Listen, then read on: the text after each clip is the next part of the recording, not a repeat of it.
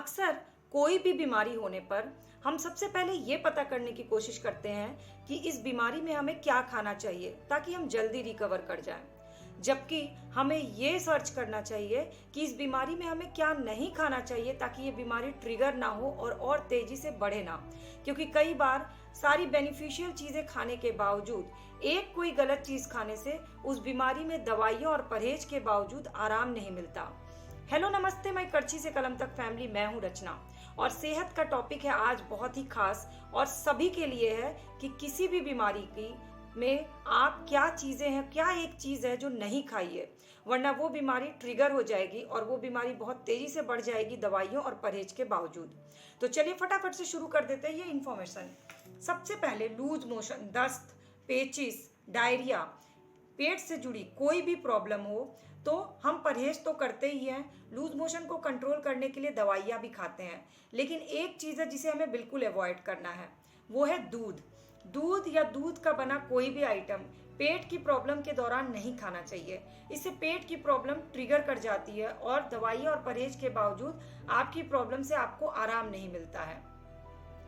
दूसरी बीमारी स्किन से जुड़ी कोई भी बीमारी हो, कोई एलर्जी हो, फोड़े हो, फुंसी हो, दाने हो, रफनेस हो, स्किन से जुड़ी किसी भी तरह की बीमारी में आप इंटरनल और एक्सटर्नल मेहनत करते हैं, इस पे ऑइंटमेंट लगाते हैं, लेकिन अगर चाय पी लेते हैं तो चाय के कारण आपकी स्किन की प्रॉब्लम जो है वो जड़ से खत्म नहीं हो पाती है।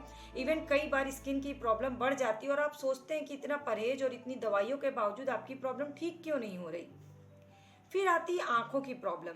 आंख से जुड़ी किसी भी समस्या, आंख में ईचिंग हो, आंख में जलन हो, आंख में सूजन हो, आंख लाल हो गई हो, आंख में स्वेलिंग हो, यानी आंखों से जुड़ी कोई भी प्रॉब्लम हो, कंजंक्टिवाइटिस हो या कोई इन्फेक्शन हो, इसमें आपको सबसे पहले बंद करना है रिफाइंड से जुड़ी चीज़ें खाना। जिन भी चीज़ों में रिफाइंड ऑयल यूज़ कर रहे हैं उसको बंद कर दीजिए, वरना दवाइयाँ, परहेज, आई ड्रॉप्स और कोई भी होम रेमेडी काम नहीं करेगी, क्योंकि ये आंखों की प्रॉब्लम को ट्रिगर कर देता है।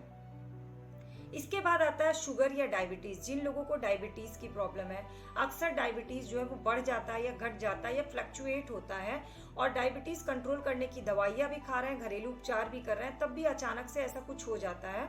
उन्हें अवॉइड करना चाहिए पका हुआ केला।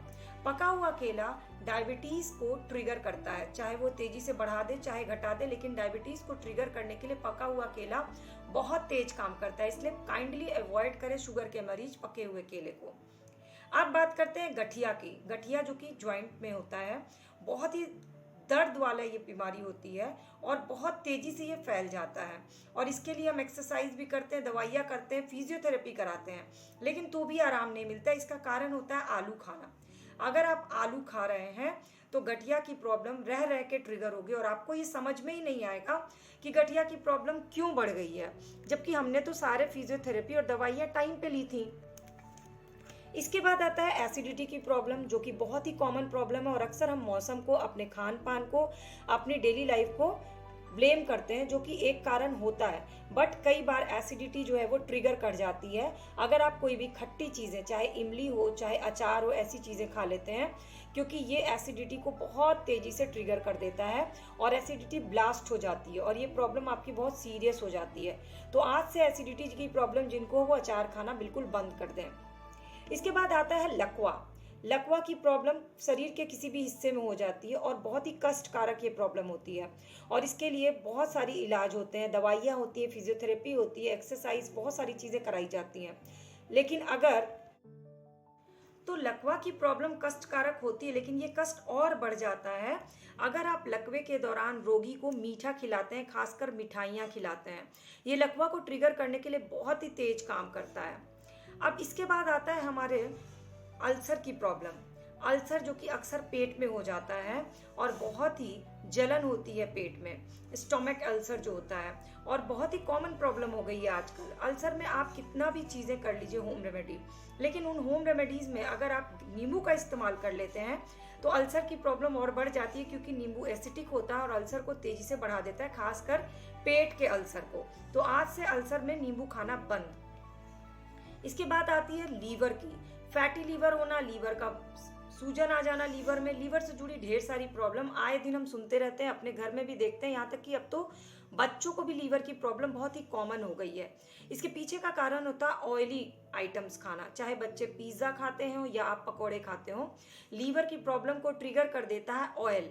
तो जैसे ही आप चिकनी चीज़ें खाते हैं, आपकी दवाइयाँ, आपका परहेज, सब चीज़ बेकार हो जाता है। तो कुछ दिनों के परहेज करिए और लीवर की प्रॉब्लम से जड़ से छुट्टी मिल जाएगी।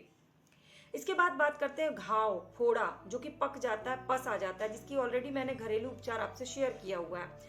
लेकिन वो घरेलू उपचार भी तभी काम करेगा जब आप एक चीज़ों को बिल्कुल अवॉइड करिएगा।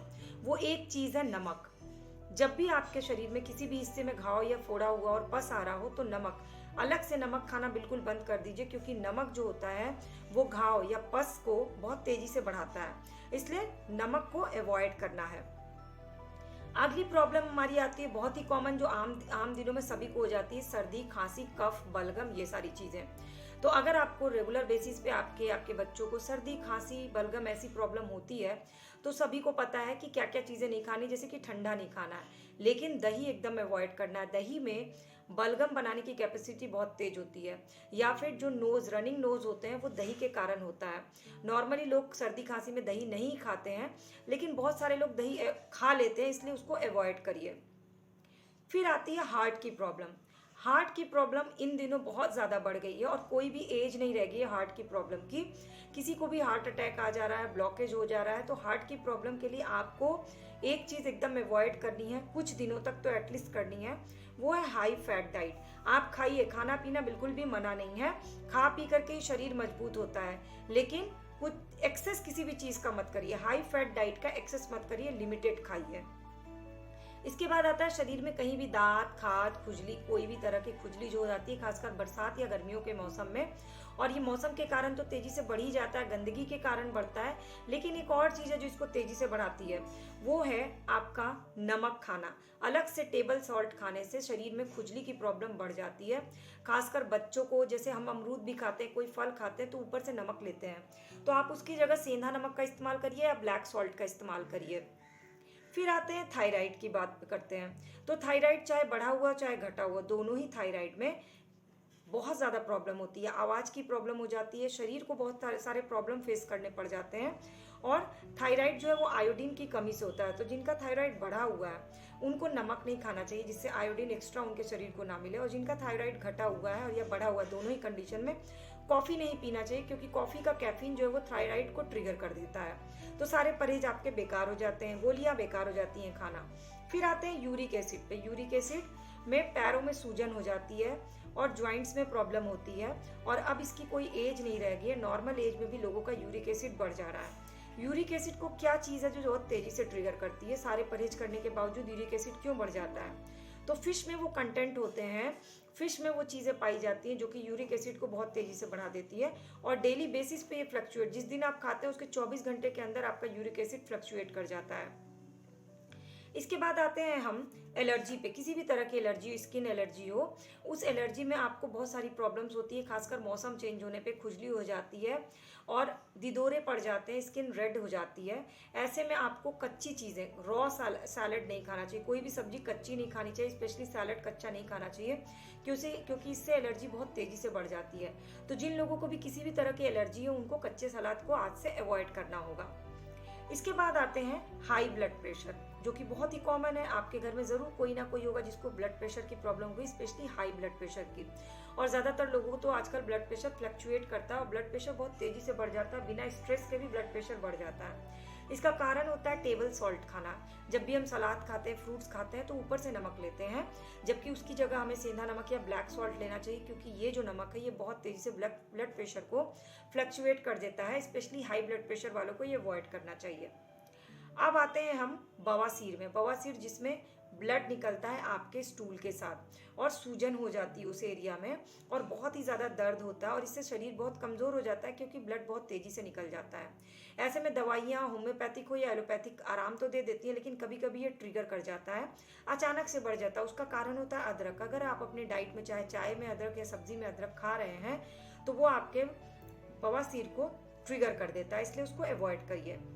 इसके बाद आते हैं पीलिया या जॉन्डिस, जिसमें क्या खाना चाहिए, इसका मैंने ऑलरेडी वीडियो पोस्ट किया हुआ है। क्या क्या किन चीज़ों से पीलिया का घरेलू इलाज किया जा सकता है ये भी मैंने आपके लिए शेयर किया हुआ है।